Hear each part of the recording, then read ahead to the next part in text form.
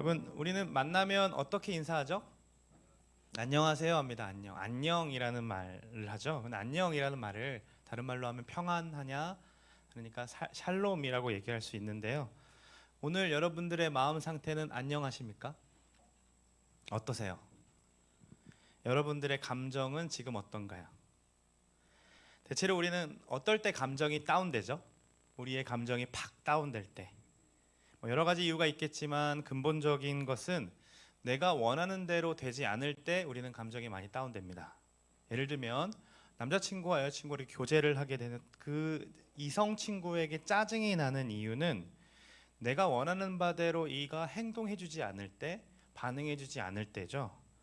또 지각을 했는데 버스가 제 시간에 오지 않을 때, 지하철을 잡아야 하는데 앞에서 자꾸 길막하는 사람들이 있을 때 짜증이 막 나죠. 또 친구들이 나 진짜 진지하게 얘기하고 있는데 듣는 둥 마는 둥 하면서 그래 힘들었겠다 이렇게 얘기할 때, 또 가족들이 내 감정과 내 상태를 무시하고 이해해주지 않을 때, 너 또 게임해 이러면서 얘기할 때 우리는 감정이 뚝 떨어지는 것들을 경험합니다. 그런데 문제는 그 기분이 우리의 모든 태도를 결정한다라는 것에 있어요. 기분이 안 좋으면 다 때려치고 싶어지고 도망치고 싶은 순간들 여러분 있었습니까? 없었습니까? 잘 이렇게 감정들을 흘려보내고 싶은데 그게 안 돼서 한숨과 짜증이 막 밀려오는 때 있었죠. 거기서 더 나가서 감정이 뚝 떨어질 때 신앙까지 다 포기하고 싶어지는데 교회도 다 때려치고 싶다, 안 나가버려야지 하고 당분간 예배 안 드리고 싶을 때 있어요. 다 있잖아요, 그렇죠? 완전 있죠. 이처럼 감정이 휘둘리고 싶지 않은데 그 감정으로 인해 뭐까지 흔들리냐면 우리의 정체성과 우리의 신앙까지 흔들려 버리는 게 우리의 현실이라는 거예요. 이 문제를 해결하고자 오늘의 로드십 6번째는 예수님의 나의 주인이십니다라는 거 어디 영역이냐면 바로 감정에 대한 영역을 이야기해 보려고 합니다. 먼저는 감정이 무엇인지에 대해서 나누고, 그리고 우리의 그 감정선이 뚝 떨어졌을 때에 어떻게 회복할 수 있는지에 대해서, 또 더 나아가 감정의 주인이 예수님이 된다는 것이 무엇인지에 대해서 나누려고 해요. 세상의 모든 인간들은 감정을 가지고 있죠. 너 T야? 이렇게 많이들 하지만 그들도 감정을 가지고 있습니다. 그렇죠? 당연히 감정이 있으니까 하죠. 감정은 마음으로부터 나옵니다. 인간은 어떤 대상을 생각할 때에 그 대상을 좋아하거나 싫어하는 감정이 있고요, 또는 그 대상을 사랑하거나 혐오하는 감정이 있습니다. 그러니까 좋고 싫음, 사랑하고 혐오하는 감정은 결국 하나님이 창조하신 영혼이 있는 자들의 기능입니다. 하나님은 우리 안에 하나님을 알고 이해하며 생각할 수 있는 그 이성이라는 걸 주셨고요, 그리고 하나님을 사랑하는 마음, 그 곧 감정이라는 마음도 주셨습니다. 우리의 영혼은 지식적인 사고를 하는 이 이성과 사랑이라는 감정의 조화 속에서 하나님을 알아가도록, 그리고 사랑하도록 만들어졌다는 거예요. 그러니까 우리가 신앙생활하면서 오해하는 것이 있다면 지식은 필요 없고 감정과 체험만 중요하다고 얘기하는 사람들이 있죠. 또 반대로는 감정과 체험이 중요한 게 아니라 지식적으로 하나님을 알아가는 것이 더 중요하다고 생각하는 사람도 있습니다. 그러나 참된 신앙은 반드시 하나님을 향한 올바른 지식과 뜨거운 사랑이 균형을 이루어져야 합니다. 무슨 얘기냐면 이성의 빛과 감정의 열이 신앙에서는 다 공존하고 필요하다라는 거예요. 오늘 42편의 기자 이 감정을 좀 생각해 봅시다. 여러분 이 성경을 쭉 눈으로 보시면서 그가 어떤 상태에 있는지를 한번 생각해 보는 거예요. 1, 2절을 보시면 그는 주를 찾기에 갈급하다라고 얘기합니다. 사슴이 시냇물을 찾아, 세 번역에는 헐떡거리듯이 자신도 주님을 찾기에 헐떡거립니다 라고 얘기해요. 그는 살아계신 하나님을 지금 만나고 싶고 갈망하고 있는 거죠. 언제쯤 하나님을 뵐 수 있을까? 그 갈급한 마음을 이렇게 표현하고 있어요. 그런데 왜 갈급하냐면 바로 이러한 상태 때문인 겁니다. 3절부터 9절까지 제가 한번 쭉 실었는데 어떤 상태인지 한번 캐치해 볼까요? 지금 어떤 상태입니까? 그 감정을 뜻하는 단어들만 한번 끄집어내 보세요. 눈물, 상함, 불안, 낙심, 그렇죠? 그리고 슬픔, 이렇게 돼 있죠. 그러니까 낙심하고 불안하고 슬프고 우울한 상태에 지금 놓여 있는 거라는 거예요. 그 이유, 그 왜 이렇게 슬퍼하고 왜 낙심할까도 3절에서 찾을 수 있습니다. 3절을 보시면 그를 향해 사람들이 너의 하나님이 어디 있느냐라는 이야기를 한다고 합니다.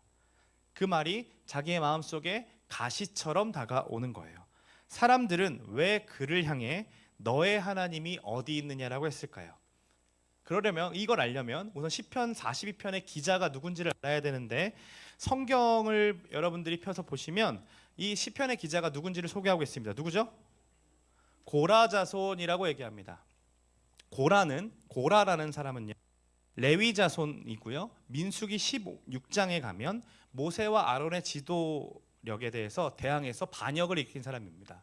그러니까 레위 지파였기 때문에 예배를 담당하는 사람이었고, 야, 너희들만 하나님 말씀 듣냐? 우리도 할 수 있다라고 하면서 사람들을 잊고 반역을 했다가 결국 어떻게 되냐면 땅이 꺼져서 그냥 심판받게 되는 사람인 거죠. 그러나 감사하게도 그의 후손은 생명을 보존할 수 있었고, 후손 자체가 레위 족속이기 때문에 예배의 선두에 서서 기쁨의 예배를 드리는 이 찬양팀 역할을 해왔던 겁니다. 그들의 기쁨과 달리 사람들의 눈에는 그들이 어떻게 느껴졌을까요? 안 이꼽게 느껴진 거죠. 왜냐하면 그들은 어떤 자손입니까? 반역자의 자손인 거죠. 이완용의 자손, 친일파 사람들인 거잖아요. 어떻게 우리로 따지면은. 그러니까 이런 자들을 곱게 볼 수가 없는 거예요. 그래서 이런 얘기가 들리지 않았을까요? 너희 조상이 고라가 하나님께 반역하다가 죽었는데 너가 하나님을 찬양한다고? 너네들이 무슨 자격으로 예배팀을 하는 거야? 너희 하나님이 어딘데? 네가 말하는 하나님은 누구? 우리가 믿는 하나님과 같아? 이런 이야기들을 막 했겠죠. 우리도 이런 이야기 종종 들을 때 있습니다. 너가 플랫이야? 너가 찬양팀이야? 너가 사역을 할 만해? 너가 예배하는 거 보면 은혜가 안 돼. 언니가? 형이? 어떻게 리더야? 삶이 개판인데. 이런 이야기들 우리 공동체는 없죠. 네, 없죠. 당신이 그러고도 목사야? 무슨 자격으로? 그 정도 지식으로 목사를 한다고? 어떻게 그렇게 설교를 할 수 있어?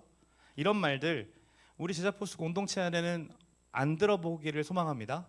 앞으로도요.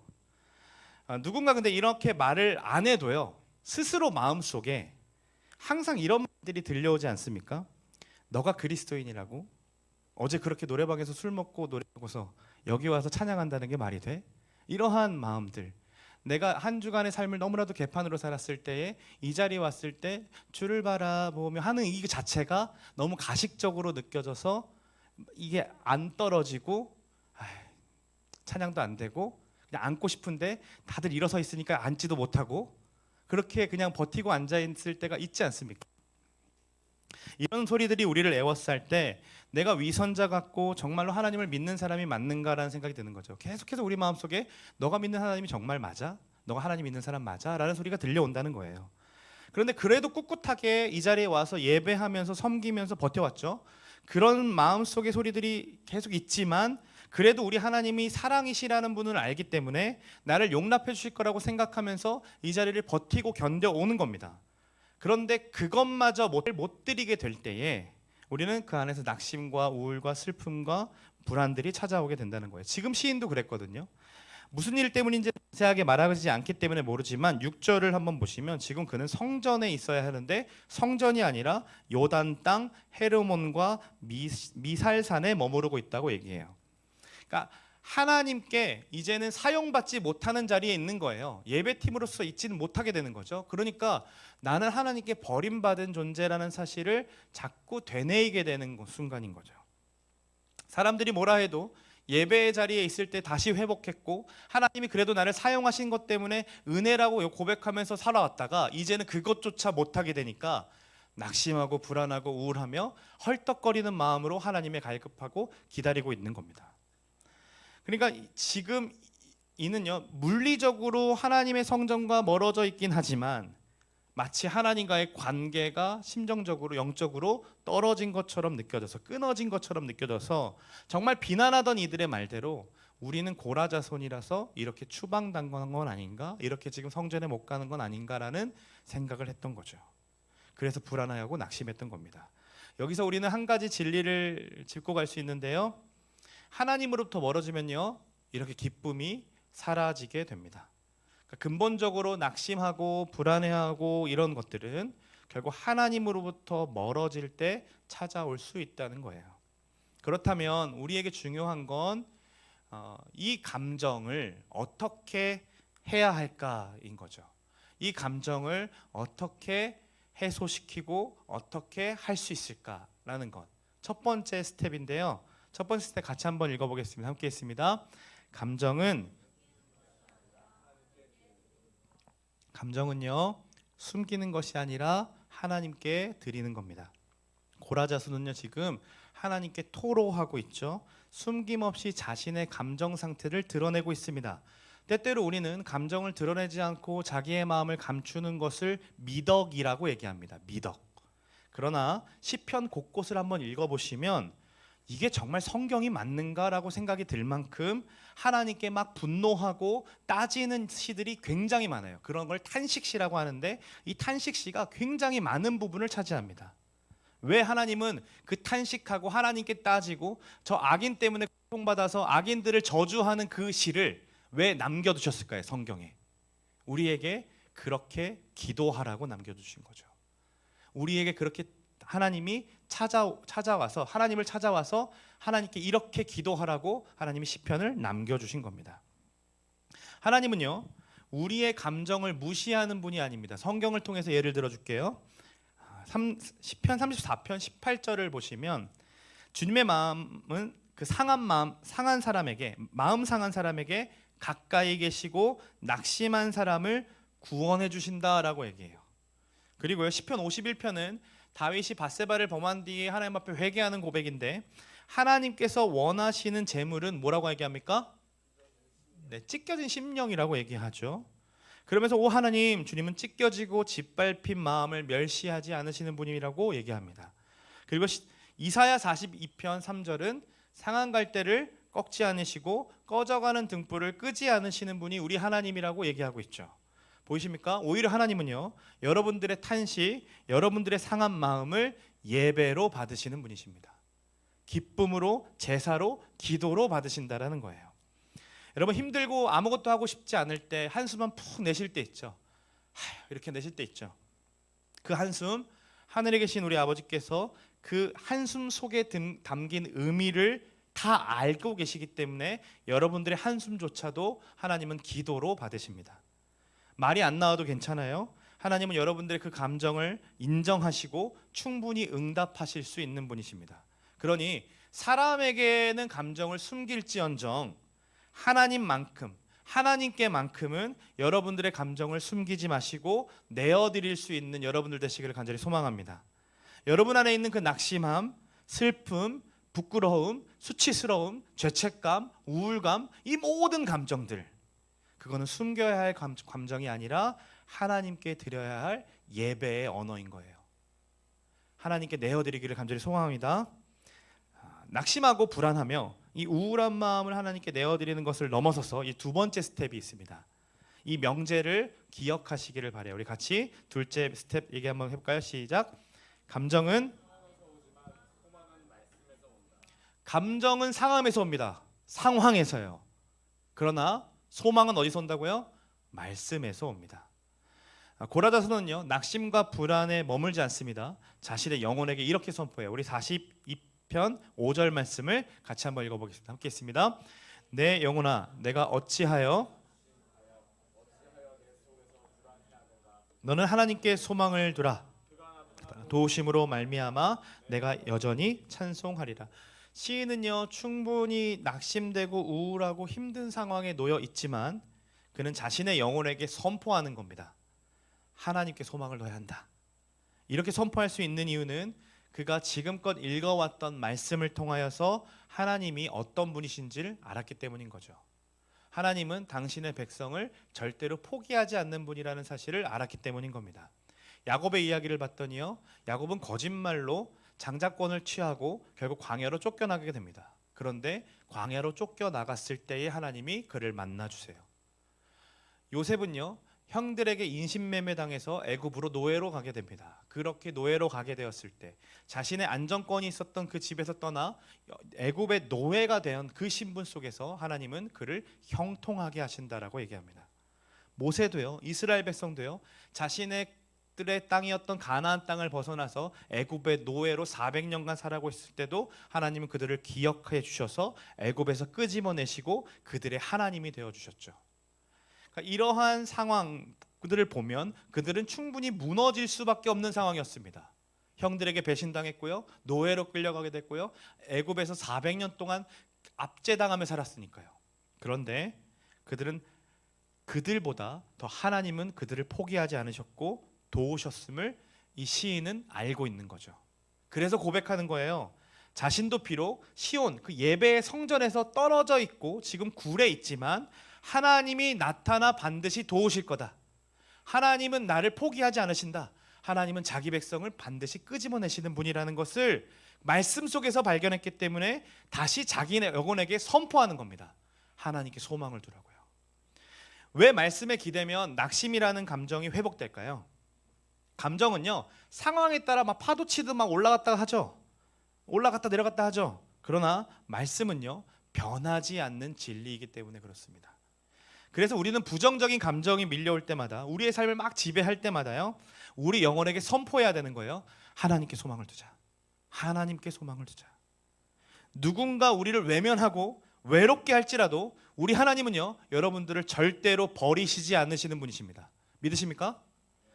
정말 누군가 여러분들에게 상처 주고 여러분들의 가치를 땅에 떨어뜨린다고 할지라도요, 하나님은 여러분들을 절대로 그 사람들이 말하는 대로 여러분들을 평가하지 않으십니다.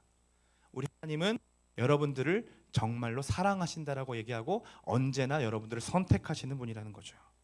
그러므로 여러분, 감정적으로 힘들 때마다 지금껏 나를 인도하신 하나님을 기억하시며 우리는 이렇게 선포하는 겁니다. 내 영혼아, 너는 하나님께 소망을 두라. 그분이 반드시 일하실 거다. 반드시 도우신다. 반드시 선한 길로 인도하신다. 이 복음이 여러분들의 영혼에 날마다 선포할 수 있으면 좋겠습니다. 자, 이 두 가지 이제 명제를 이야기했습니다. 첫 번째 스텝이 뭐였습니까? 감정을 슬프지 말고 하나님께 내어드려라. 두 번째 스텝은 감정은 상황에서 오지만 말씀에서 소망이 온다라고 얘기했죠. 그럼 세 번째 스텝이 중요한데요. 하나님께 소망을 두라고 선포했지만 그게 우리 삶에 적용을 해보면 그렇게 오래 가지 못하죠. 그래서 지금 들으면서도 우리는 맞다, 그래, 하나님께 소망을 두라고 해야지 라고 하지만 예배의 자리를 나가면 다시 세상의 소리에 귀 기울이게 되고 그 세상에 우리를 말하는 그 가치 때문에 내 삶이 굉장히 낮아지고 무너지는 경우들을 경험하죠. 이렇게 영적인 침체기를 경험하게 되면요, 하나님을 사랑하고 하나님을 의지하던 감정에 반대로 작용하게 돼요. 어떻게 작용하냐면 오히려 죄가 매력적으로 보입니다. 죄 짓는 삶, 죄를 사랑하게 되고 그 삶을 부러워하게 됩니다. 영적으로 침체기를 겪게 되면요. 그리고 하나님을 향한 모든 것들은 미워지기 시작해요. 그리고 내가 더 중요해지기 시작하고요. 하나님을 향한 모든 것들은 싫어하는 감정이 생깁니다. 그래서 우리는 이 왜곡된 감정을 바로잡아야 일상에서 하나님을 소망을 두며 살아갈 수 있는 거죠. 왜곡된 감정을 바로잡고 다시 하나님께 소망을 두는 이것을 유지할 수 있는 방법이 바로 세 번째 스텝인데요. 무엇이냐면 바로 이겁니다. 어떻게 하라고요? 감정을요, 여러분, 복음 앞에 두셔야 되는 거예요. 고린도후서 10장 5절에 이렇게 써 있습니다. 같이 한번 읽어볼까요? 하나님을 아는 지식을 가로막는 모든 교만을 쳐부수고, 조금만 더 오래 띄워주세요. 하나님을 아는 지식, 하나님을 알아가려고 하죠 지금. 근데 지금 우리 안에 감정이 다 무너져 있으면 설교가 잘 안 들리죠. 말씀이 잘 안 되고요, 기도해도 잘 안 나옵니다. 그것들을 어디요? 쳐서 하나님께 복종시키는 겁니다. 그래야 우리가 회복되는 것을 경험한다는 거죠. 근데 이 복음 앞에 둔다라는 게 굉장히 추상적으로 들리죠. 현실성이 떨어지는 것처럼 들린다는 거예요. 그냥 생각해 보면 우리의 감정은요, 단순히 잊어야지 해서 되는 게 아닙니다. 여러분들이 연애를 해봤죠? 연애를 하다 보면 헤어지기도 하죠. 근데 헤어졌을 때에 그 남자 그 여자를 잊는 방법은요, 제일 빠른 건 뭡니까? 다른 사람을 사랑하는 겁니다. 그러면 그 새끼가 잃어버리게 됩니다. 그 사람이 생각이 안 나게 되는 거죠. 그러니까 우리는 우리의 감정은 잊어야 되고, 우리의 감정을 내려놓는 방법은 어떤 다른 감정에 사로잡혀야 가능하다는 거예요. 그렇다면 부정적인 감정에 사로잡혀 있을 때 우리는 그 모든 것을 덮을 만한 감정에 사로잡혀야 됩니다. 그게 뭡니까? 바로 복음이라는 거예요. 복음은요, 단순히 종교적인 메시지가 아니라 우리의 감정을 사로잡을 수 있는 가장 아름답고 강력한 이야기이기 때문에 그렇습니다.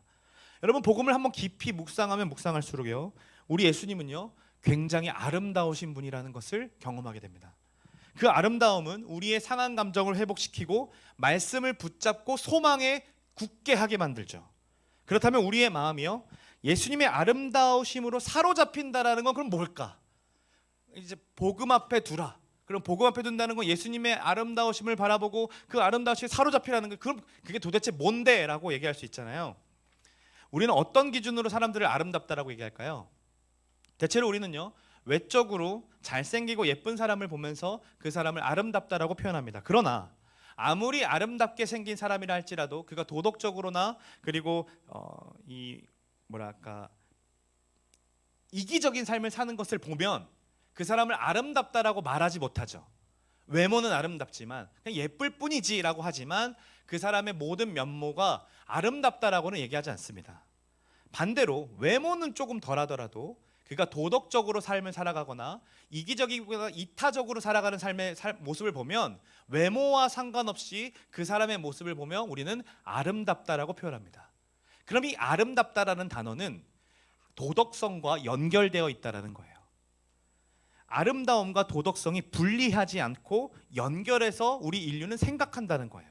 그렇다면 인간에게 있어서, 인류에게 있어서 도덕적으로 완벽한 사람 누구십니까? 예수님밖에 없죠. 그분을 바라보면 우리는 뭘 느낄 수밖에 없다는 거예요? 아름다움을 느낄 수밖에 없다는 겁니다.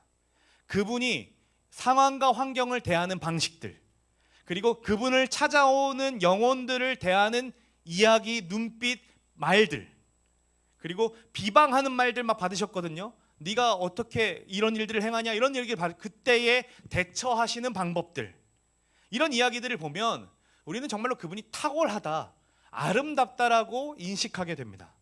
그래서 우리는요, 그 아름다움을 경험하고 경험할수록 그분의 아름다움에 사로잡히게 되고 그분을 사랑할 수밖에 없게 되는 거죠. 그 아름다움의 절정이 어디서 드러났습니까? 바로 십자가에서 드러났습니다. 저와 여러분을 향한 그 십자가를 한번 생각해 보세요. 그보다 억울했던 일은 없었죠. 그보다 부당했던 것도 없었습니다. 그보다 잘못된 이치도 없었고요, 비상식적이고 비이성적이고 폭력적이었죠. 그런데 우리 예수님은요, 마치 자신이 죄인인 것처럼 십자가의 그 순결한 몸을 맡기십니다. 왜요? 저와 여러분들을 사랑하신다는 이유 하나 때문에요. 우린 어떤 존재인데요? 늘 나밖에 모르죠. 내 감정이 더 중요하죠. 그 감정에 따라 태도를 결정하죠. 늘 억울하고 늘 불안해하고 늘 낙심하고 늘 우울한 감정들이 가득한 존재인데, 우리 주님은요, 우리를 향한 사랑에 사로잡히셔서 모든 불안과 모든 낙심과 모든 우울감과 모든 억울함들을 다 이기십니다. 그리고 그 십자가를 묵상하고 묵상할 때 우리는 그분의 아름다움을 경험하고 그분의 영광을 경험하게 되는 거죠. 그리고 거기에 사로잡혀서 영적으로 침체됐던 감정에서 벗어나고 벗어날 수 있게 되는 거예요. 그렇기 때문에요, 영적인 침체가 찾아왔을 때요, 아무것도 하기 싫고 나 다 포기하고 싶고 감정이 뚝 떨어졌을 때요, 우리는요, 예배에 빠지지 않고 죄를 짓지 않는 것보다 더 중요한 게 있어요. 뭐예요? 복음 앞에 자꾸 자신을 해석하는 거예요. 복음이 나를 뭐라고 말하고 있는지, 복음이 내 존재를 뭐라고 설명하고 있는지를, 그 복음 자체를 묵상하는 겁니다. 그 복음을, 예수 그리스도를 바라보게 하고요, 그 복음은요, 그리고 그리스도의 아름다움을 바라보게 할 때, 그리고 그분을 경험할 때 우리는 그리스도께 이끌리고 그리스도를 사랑하는 감정에 사로잡혀서 그분을 사랑하고 사랑하게 됩니다. 그리고 그분을 사랑하는 사랑의 감정이 사로잡히고 또 그분의 사랑에 또 사로잡혀서 우리는 언제 그랬냐는 듯 그 부정적인 감정들이 우리도 모르게 사라져가 있음을 경험하게 되는 거예요. 그리고 우울감과 낙심은 사라져 버렸고 오히려 그분을 향한 소망을 붙들게 되는 거죠. 이것이 복음이 우리의 감정을 회복하는 과정입니다. 자, 우리가 복음 앞에서 그분의 아름다우심을 사로잡히게 되면 또 당연하게 나오는 반응이 있어요. 여러분들에게 나오는 반응. 그게 뭐냐면 바로 여기에 있습니다. 같이 한번 말씀을 읽고 찾아볼까요? 42편 11절입니다. 함께 있습니다. 너는 하나님께 소망을 두라.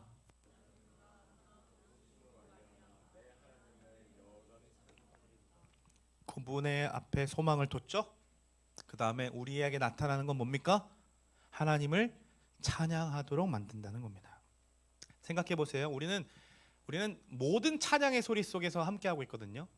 그러니까 우리가 하는 찬양은 너무 좁은 의미입니다. 그러니까 찬양이라는 건 결국 누군가를 칭찬하는 것도 다 찬양인 거거든요. 우리는 갓난아이를 보면요, 우리 안에 기쁨이 막 솟아오릅니다. 그러면 바로 나오는 게 찬양인데 어떤 거냐면 막 이렇게 고백하죠. 와, 너무 이쁘다, 너무 사랑스럽다라고 얘기하죠. 또 맛있는 음식을 먹으면 여러분 마음이 기쁘면 우리는 즉각적으로 음식을 찬양합니다.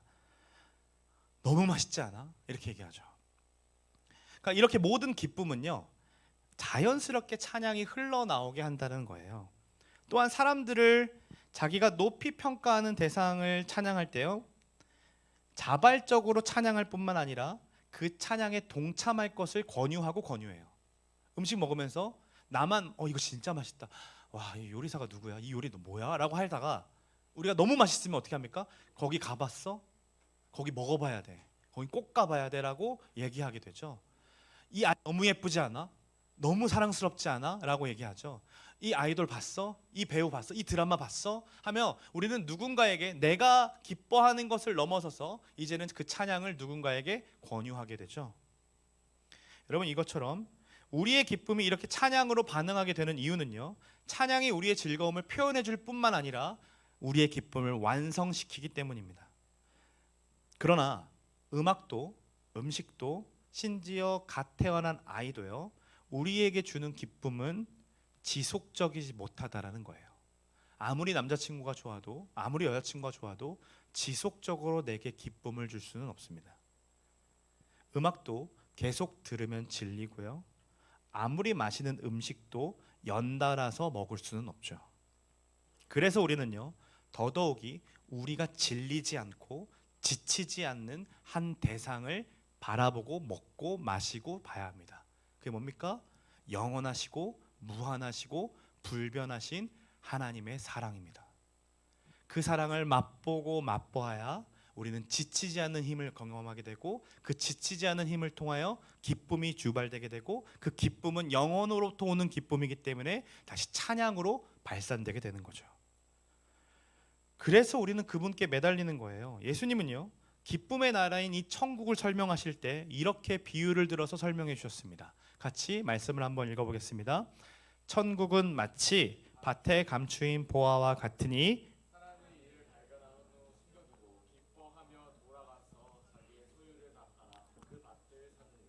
여러분 보세요. 예수님은 이 비유를 설명하실 때 이렇게 말씀하시지 않았어요? 천국은 마치 밭에 감추인 보화와 같으니 사람이 자기 소유를 팔아 밭을 사니라라고 해도 됐겠죠. 그러나 그렇게 말씀하시지 않았습니다. 저 기뻐하고 돌아가서가 빠져도 이상하지 않는 이유는요, 우리는 그 보화 자체를 기뻐하지는 않습니다. 오히려 그 땅을 사기 위해 그 자기 소유를 파는 희생을 감사하고 밭을 사고 싶어하는 건 하죠. 영끌에서 아파트를 사야 된다고 얘기하고 지금이 벌어야 될 때라고 얘기하면서 가족들을 등한시하며 살아가는 일들이 우리 안에 벌어집니다. 그렇지만 그 보화 자체만 가지고 아직 내게 되지 않았지만 그냥 발견한 그 보화 때문에 기뻐하진 않는다는 거예요. 밭을 사기 전이기 때문인 거죠. 마치 예수님을 만났음에도 예수님으로부터 얻는 무언가가 없어서 예수님을 만났지만 기뻐하지 않는 거랑 똑같은 거예요. 예수님 자체가 기쁜 게 아니라 그분으로부터 무언가 얻어진 게 없기 때문에 기쁨이 없다라고 얘기하는 거죠.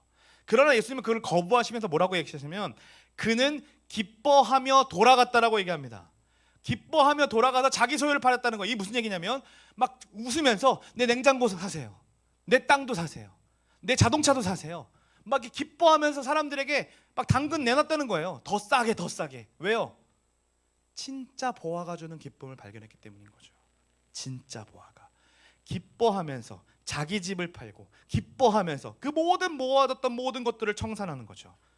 보아 자체가 존귀했기 때문에, 보아 자체가 기쁨의 이유였기 때문인 거죠. 여러분, 초대교회 성도들의 이야기를 들어보세요. 그들은요, 기뻐할 수 있는 상황이 아니었습니다. 그들은 황제로부터 대대적인 핍박을 받았다고 우리는 다 알고 있죠. 그래서요, 오늘 이렇게 예배드리다가도요, 내일 불에 이렇게 타버리는 성도들이 너무나도 많았습니다. 매일 예배드릴 때마다 가족처럼 여겼던 성도들이 죽어가는 일들이 너무나도 많았던 거예요. 그래서 그들은 핍박을 피하려고 땅을 팠습니다. 실제로 로마에 있는 카타콤에 가보면 가로 펼쳐진 게 40km, 그리고 지하로는 4층의 높이까지도 팠습니다. 거기에 병원, 학교, 모든 것들의 시설을 만들었어요. 그리고 짓고 또 지었어요. 그곳에서 아이들을 가르쳤고 먹을 것을 구해와 함께 나누어 개미처럼 살았습니다. 그런데도 그들은 기쁨을 잃지 않았다라고 얘기해요. 자신들이 가지고 있는 집들이 다 빼앗겼고 개미처럼 그렇게 살 수밖에 없었음에도 그들은 기뻐하고 기뻐했다라고 얘기합니다. 왜 그랬을까요? 히브리서 기자가 이렇게 얘기합니다. 같이 말씀을 한번 읽어볼까요? 함께 있습니다.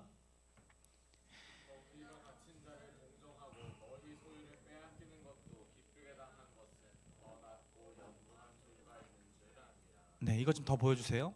저 뒤에 있는 게 카타콤이거든요. 실제로 저기 안에 들어가면요, 아무것도 없습니다. 근데요, 그 사람들이요, 정말로 고대하면서 그려놓은 것들이 있습니다. 그게 뭔지 아십니까? 예수님이 나의 목자라는 그림, 그리고 그분의 하나님 나라가 반드시 온다라는 그림들이 거기 막 파가지고 그려놨습니다. 화려한 게 아무것도 없는데요, 그곳에는요, 예수밖에 없었습니다. 정말로 그곳에는요, 예수밖에 없었어요. 그런데 그게 그들의 기쁨의 원천이었고 그들의 이 모든 상황을 견뎌낼 수 있는 힘이었습니다. 여러분, 그들이 그 상황 속에서 어떤 찬양을 불렀을까요? 시편의 말씀을 가지고 찬양을 올렸겠죠. 내 영혼아 어찌하여 낙심하고 있냐, 어찌하며 불안에 떨고 있냐, 하나님께 소망을 두자. 이 날이 곧 지날 거야. 이 날이 지나면 우리 예수님 다시 오실 거야. 우리 하나님께 소망을 두자.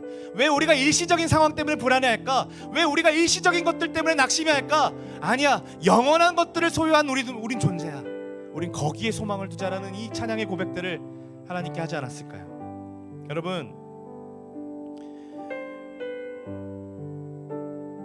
찬양하겠노라는 고백은요, 이꼬르 하나님을 기뻐하겠노라는 고백입니다. 하나님 기뻐하고 기뻐하겠다는 거예요. 우리의 삶을 생각해 보면요, 우리의 마음도 카타콤 같아요. 마음의 카타콤, 그 감정의 무덤 속에 살고 있는 것 같죠. 저쪽을 파보면요, 우울한 감정이 투성이고요, 이쪽을 파보면 낙심의 감정이 투성이고요, 이쪽을 파보면요, 막 불안에 떠는 내 감정들이 막 곳곳에 있습니다. 그러나 여러분, 복음의 기쁨은 그 속에서도 하나님을 찬양하고 기뻐할 수 있도록 만듭니다. 우리가 기뻐하면요, 하나님 영광 받으십니다. 기억하십시오. 우리가 기뻐하면 하나님은 영광 받으십니다. 그렇다면 우리의 감정에 하나님의 영광이 달려있다 해도 과언이 아닌 거예요. 우리의 삶이 기뻐하고 기뻐할수록 하나님이 영광을 받는다면, 우리의 삶이 기뻐하지 못하고 기뻐하지 못하게 되면 하나님이 영광을 받지 못하게 된다는 것과 마찬가지인 거죠. 우리가 기뻐할 때요, 하나님은 우리의 모든 것 안에 그분의 영광을 채우십니다. 그렇다면 기쁨은 단순한 감정이 아니라 하나님을 영화롭게 하는 도구인 거죠. 하나님을 영원토록 즐거워하는 것이 바로 영화롭게 한다라고 얘기했으니까요. 여러분, 한 주간 우리의 삶을 또 돌아보면 부정적인 감정이 막 치밀어 오릅니다. 원수 같은 그 사람 또 봐야 하고요, 자존감이 팍팍 떨어지는 상황이 또 놓여야 하고요, 내 삶에 막 탈출구가 있을까? 우리 가정에 정말로 탈출구가 있는 걸까? 이런 불안함과 낙심한 마음들이 막 밀려옵니다. 그때 여러분, 그 감정을 숨기지 마시고 우리 하나님께로 내어드릴 수 있는 우리 모두가 되기를 소망합니다. 우리 주님은요, 여러분들의 눈물과 아픔을 예배로 받으십니다. 여러분의 탄식과 한숨을 기도로 들으십니다.